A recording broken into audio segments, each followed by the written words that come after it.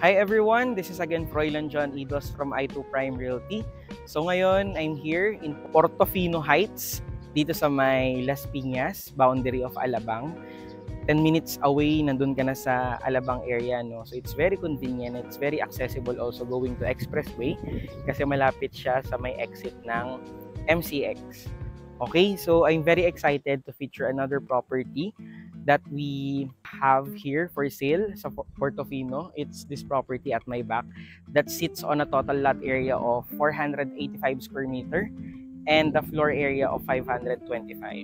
So I'm excited kasi when I saw it earlier sa loob, sobrang ganda ng interior niya. So you'll be surprised as well. So ngayon, what I like about Portofino, ang ganda ng vibe niya.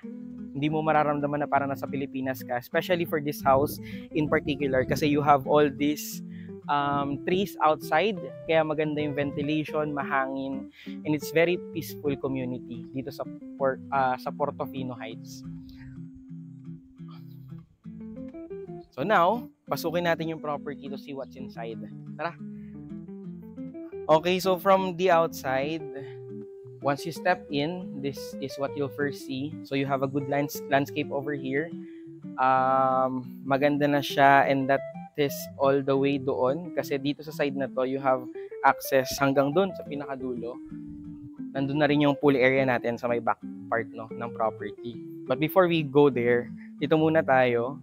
Meron siyang car garage that can fit a total of 4 vehicles. So if you have maraming car, so you have enough space to accommodate yung mga vehicles mo. And similarly, dito sa side na to, meron din siyang access all the way doon sa may pool area natin sa likod. Pero nandito din yung access ng mga for the driver's room, helper's room. So nandito sa area na to. Okay? So now, once we go here, this is what you'll see. Ito yung pinaka main door natin na napakalaki. And it's a solid wood also. And a smart lock. Kasi pwede kang mag-set up ng biometrics mo to get inside the property. So gone are those days na sobrang manual yung mga lock natin. No? Come on, let's check out the rest of the house. Okay, so this is going to be your living area with a high ceiling. If you check yung ceiling niya, maganda yung chandelier na ginamit. Very homey yung vibes, and that's what I like about high ceiling properties.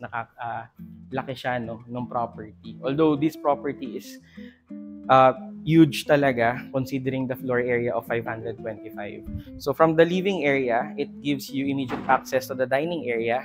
So this is your dining table. It's a 10-seater dining table. So kung malaki kayo sa family nyo, this is ideal for you. Then there's a good interior finishes as well. Yung wall natin, tignan nyo yung quality. Ito ay PU stones. So this is PU stones na materials na ginamit. And it adds a good aesthetic sa bahay, no? So maganda yung ginamit na design. Then from the dining area, it has direct access to the kitchen area. So dito sa kitchen area, it comes with a countertop made of quartz. Then dito naman, so it's a better quality compared to the usual granite, no? Then you have a good lighting over here to lighten up this area where you prepare your food for your loved ones. Then we have overhead cabinet. Then nandito na rin yung exhaust. It's installed already. Then meron tayong stove. Then nandito yung sink natin. There's this dishwasher and a 2-door fridge. Then meron din tayong microwave oven dito. So all that you see is part of the property already. So it comes with all of this if you get this one. Then from the sink area, it gives you a good view outside. So nandun yung pool area natin, which later I will show you. Okay? So from the main kitchen area, dito yung access natin going to the dirty kitchen. And so nandito yung dirty kitchen natin. Then again, may access na siya papunta dun sa pool area. Tapos nandito na rin yung access ng mga helpers going to their quarters dun sa kabilang side. Okay? Now, there's also mini pantry dito. So, ayun, di nyo na kailangan na mag-worry about your food stock kasi nandito na yung storage nyo malapit sa kitchen area. And if you have elderly na you live with, your parents, grandmother, or father, or whoever, dito sa ground floor pa lang, meron na tayong first bedroom. So, it's elderly friendly as well. Tara! And if not elderly, this can be a guest room or maybe your room kung gusto mo na nandito ka lang sa ground. And what's good about this room, meron siyang good view outside kasi nandyan na yung pool area natin. Ngayon, wala pang water yung pool kasi kakatapos lang ng bahay. But kapag meron na siyang tubig, imagine having this as your bedroom, then you see the swimming pool outside. Your kids, your friends, your family is having fun dun sa ating pool area. So, it's nice to live in this property. So now, first bedroom pa lang tayo, we have more sa taas. So, pakita ko sa inyo. But before we go there, check nyo muna to toilet and bath. Kasi this room comes with a toilet and bath.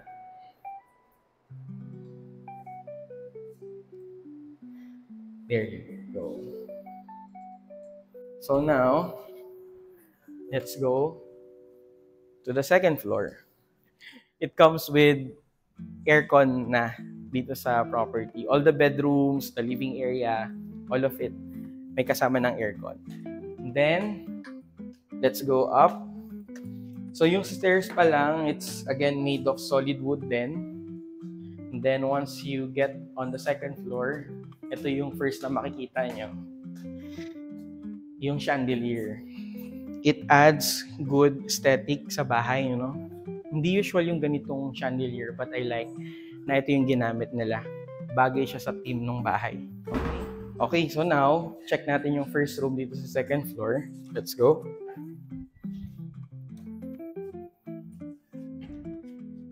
So, look at how spacious this bedroom is. Hindi pa ito yung pinaka-master's bedroom, but look at the size. So, ito yung queen size bed natin, the side table. Then, you have a good headboard.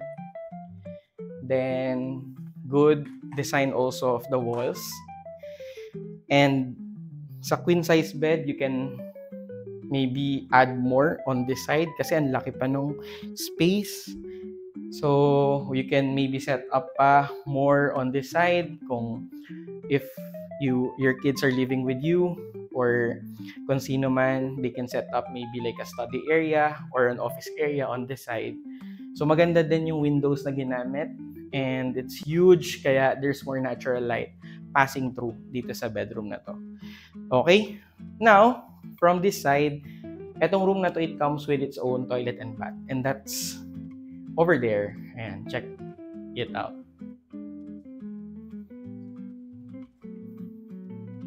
And it's very spacious as well. It comes with a shower, a sink, a bowl, good flooring, and of course, the installed cabinet. Okay, so now let's check more rooms.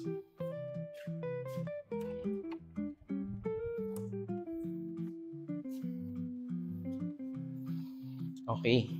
So this is the second room, but before we get inside, meron kasing tao. Check muna natin yung ibang room dito sa kabilang side. So that's supposed to be the second room. Ito yung third room dito sa second floor. So tara, pasok tayo. So similarly, dun sa first room na pinakita ko dito sa second floor, it comes with the same finishes like the queen size bed, the side table, split type aircon, the headboard, the walls, the flooring, the cabinet. So all of it comes with this bedroom already. And again, this has its own toilet and bath.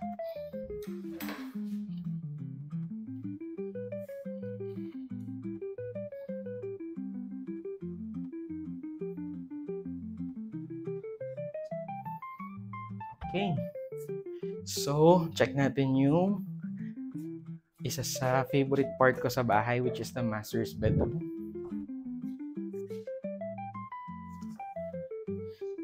So, this is going to be your master's bedroom. For you, for your wife, and it's very spacious. So, compared to the first bedrooms that we saw, parang this is twice the size of the bedroom kanina. So, this can be your office area. Pwede. Kasi there's already installed table on the corner. Then we have huge window then that adds natural light sa loob ng bedroom nyo. Then, this is the queen size bed with side tables, good headboard, the split type aircon, and then you have this huge space pa over here. You can maybe add like a mini sofa or a center table, so para to just relax muna before you get to bed. Then from this side, nandito yung ating walk-in closet. So look at your walk-in closet. It's very beautiful and maganda yung mga materials used. So over here, this can be a storage para sa mga accessories nyo, maybe belt, watches, or kung ano yung collections nyo. Then you have this huge cabinet, and if these cabinets are not enough, meron pa tayo dun sa side na yun.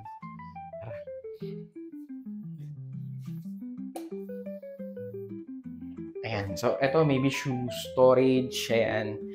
Then, ito naman, yung parang vanity mirror mo. Okay? Okay, let's go. Check natin yung second bedroom na dapat makikita natin. So, this property has a total of 1 sa baba, then 4 dito sa second floor.